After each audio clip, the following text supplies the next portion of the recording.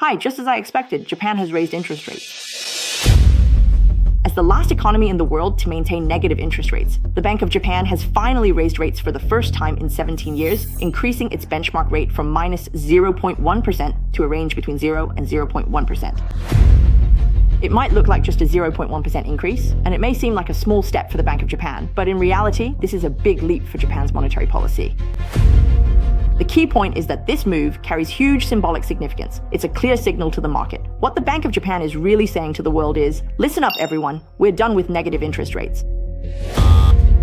But that's not all. In fact, we talked about the Bank of Japan a couple of days ago, and it actually had two rather unusual monetary policies. Besides negative interest rates, there was also something called yield curve control. Simply put, it's like an enhanced version of quantitative easing. On the very same day, the Bank of Japan also announced that they're done with this policy too. From now on, Japan's era of aggressive monetary policy has become history. Look at that. Just a few days after we talked about the Japanese economy in this video, the Bank of Japan scrapped both policies in one go. Clearly, Kobayashi's videos have a huge influence on the Bank of Japan. But let me tell you, what's really interesting about Japan's rate hike is actually the market's reaction. Normally, when you announce such a major historic rate hike decision, the yen should surge, right? After all, it's a rate hike. And this is a historic step. But unexpectedly, after the Bank of Japan made the announcement, not only did the yen not rise, it actually fell below the 150 mark against the US dollar again. This really goes against basic economic logic, doesn't it? It's a bit like if a teacher told the students, hey, we have a holiday tomorrow, and all the students started crying instead. You have to wonder, why are they crying, right? Isn't that strange? Previously, we actually already gave a fairly comprehensive overview of Japan's recent economic situation. But after this news came out, I still received quite a few comments asking me to talk more about this topic. So today, let's add a bit more and discuss why the Bank of Japan chose to raise interest rates. And what does this mean for the global economy? So what is the concept of negative interest rates? For example, if the rate is negative 1% and you borrow 100 yen from me now, when you pay me back next year, you don't have to pay any interest. In fact, you only need to give me 99 yen.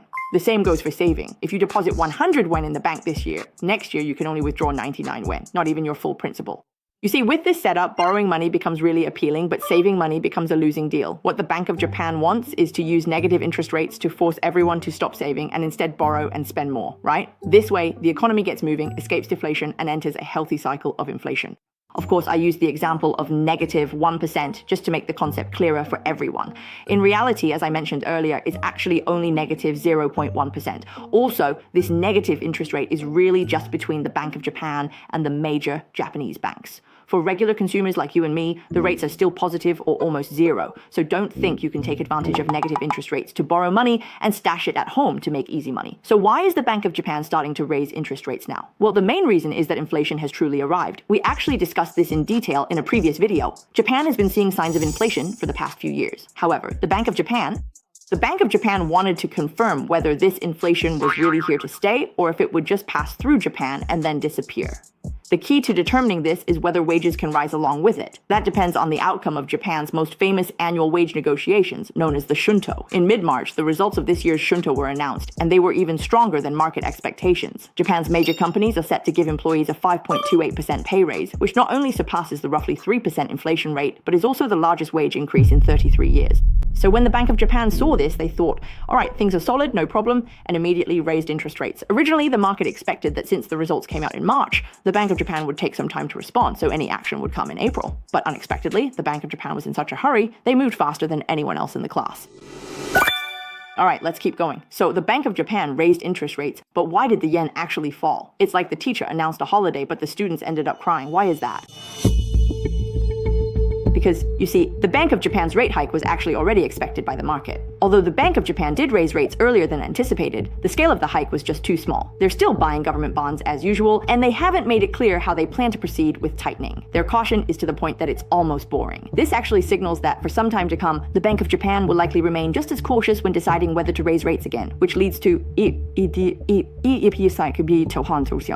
Japan raised interest rates, but the yen actually weakened, a strange phenomenon. The drop wasn't because they hiked rates, but because the hike was less than expected, and not as decisive as anticipated. It's like when a student finds out there's a holiday tomorrow, but still ends up crying. Maybe it's because the student originally thought there would be a whole week off and had already booked tickets. But then the teacher says it's only one day off and even assigns a pile of homework, so it's not as much time off as expected. Plus, the teacher's attitude doesn't seem sincere, so of course the student cries. All right, let's dig a bit deeper. The Bank of Japan basically ended almost overnight an operating model that the entire economy had gotten used to. So what does that mean, and what possible outcomes could it bring? Now let me emphasize first, all of this is purely theoretical. In reality, there are countless influencing factors. I can only talk about the impact of this single variable, raising interest rates, on the market. First of all, when you raise interest rates, the yield increases, right? The investment returns of all Japanese assets will rise accordingly. In other words, Japanese assets become more attractive compared to overseas assets. So what does that lead to? Well, it means an inflow of foreign capital. You should know that Japan holds the highest net overseas assets in the world. Japanese industries are present all over the globe. Many people have probably heard about this. And Japan has maintained this record of having the largest net overseas assets for 32 years. In 2022, this figure was about 2.83 trillion US dollars, which is equivalent to 2/3 of its GDP. Note that what we're talking about here is net assets. That is, your assets minus your liabilities. In terms of net assets, Japan is number one. If you only look at total assets, then the United States is definitely still on top. By the way, let me quiz you all. Do you know which country has the lowest net overseas assets? In other words, which country has the most net overseas liabilities or owes the most money to others? Do you know who it is? That's right, it's the United States. Its net overseas liabilities are about 20 trillion US dollars. What does that mean? That's roughly equivalent to 5 times Japan's GDP, and it's already more than the GDP of China. Why is that? Feel free to discuss it in the comments. It's not our main focus today. Let's get back to Japan. So, why does Japan have so many overseas assets? Actually, it's quite simple, because the domestic investment returns are just too low, right? Look at the central bank. They've pushed interest rates into negative territory. The economy isn't doing well, and there just aren't any good investment opportunities at home. So why not go buy a building in New York or invest in some stocks in Europe instead? And that's not all. Since Japan's interest rates are so low, it's not just about investing assets overseas. I can even borrow money to invest abroad. Imagine if the yen's interest rate is 0. In recent years, US interest rates have been around 3 to 5%, so why wouldn't I borrow yen and then invest in US dollars or euros? This is what we always talk about, the interest rate differential trade. In fact, a lot of people are doing carry trades, and especially in the later stages of the pandemic, Japan was the only major currency that still hadn't raised rates, so it became a hub for this kind of activity. A focal point for carry trades. In short, there's been a massive outflow of yen invested overseas. Once the Bank of Japan raises interest rates, domestic yields will rise. Returns at home increase and borrowing becomes more expensive. They'll pull money back from overseas. This is better described as yen repatriation than foreign capital inflow.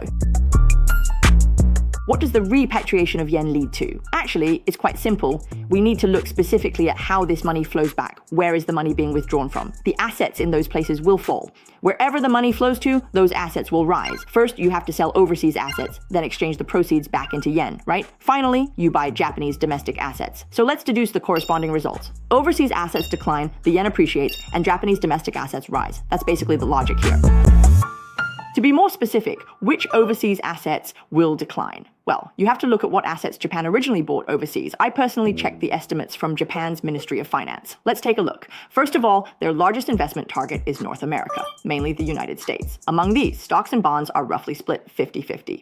This makes sense, right? We all know that Japan is the largest holder of US Treasury bonds in the world, holding over $1 trillion worth. Its second largest investment target is Europe, accounting for 25%, which also makes sense. But the third place, now this is interesting, it's actually not Asia, but Central and South America. That really surprised me.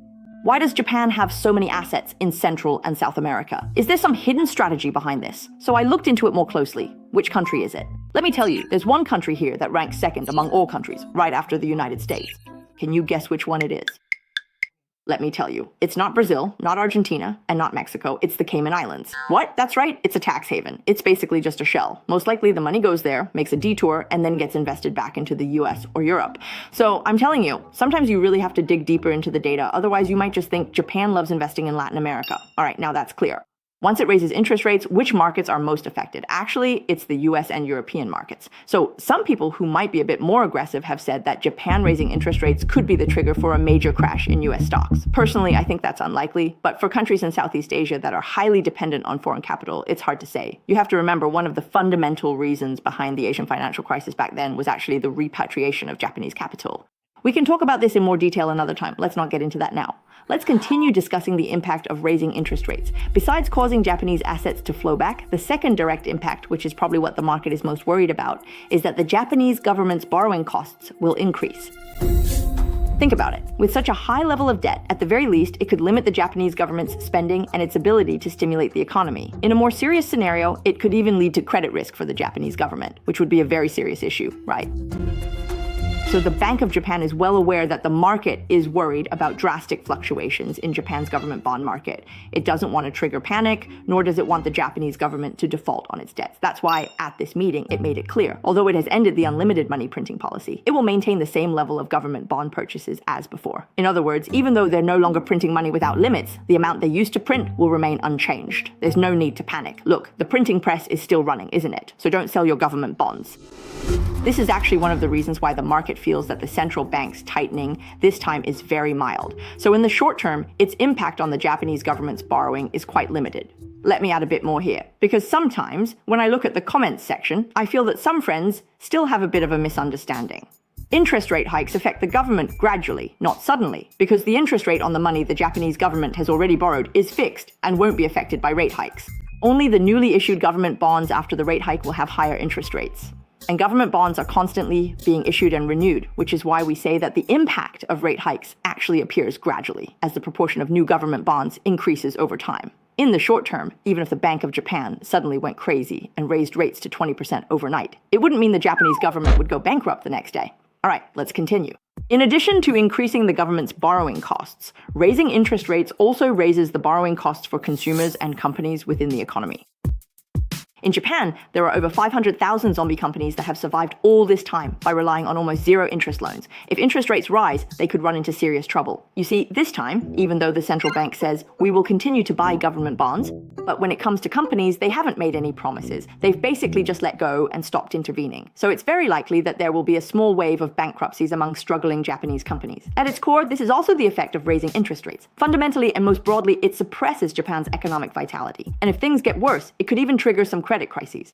However, raising interest rates is actually beneficial for certain industries, especially the financial sector, because banks really dislike low interest rates. When rates are higher, there's more room for potential profit. Before, they were even operating at a loss. The major Japanese conglomerates had their profit margins squeezed to almost nothing. After the rate hike, not only will banks have more to gain, but the entire financial system will be energized. So what about the impact of raising interest rates on the Japanese stock market? Well, that's still an unknown. On one hand, as we just mentioned, capital flowing back and inflation returning to normal could be positive for Japanese stocks. On the other hand, raising interest rates can suppress the economy, affect valuations, and a stronger yen could hurt exports, all of which are negatives. So when you add it all up, honestly, it's hard to say for sure what will happen. All right, I'll stop here. Today, I've been talking all over the place about the potential impacts of raising interest rates. These are the effects of rate hikes in general, not just the impact of this 0.1% increase. Honestly, this 0.1% is really nothing. What we've just discussed refers to the scenario where the Bank of Japan continues to raise rates. Some of the possible chain reactions can be seen in the recent weakness of the yen, right? Actually, the main factor is the changes happening in the US. Inflation is rising, and it's uncertain whether the Federal Reserve will cut rates this year. US Treasury yields are also starting to climb again. So you see, Japan is raising rates at a snail's pace, while rate cuts in the US are facing obstacles. For investors, the interest rate differential between the two sides. It's very likely that this situation will continue for quite a long time. So carry trades, shorting the yen and buying the US dollar, could remain profitable for an extended period. Everyone, right, is scrambling to seize this last window of opportunity to short the yen, even at the risk that the Bank of Japan might step in at any moment to support the yen. This has led to a phenomenon that might seem quite baffling at first glance. Even as Japan raises interest rates, the market is aggressively shorting the yen.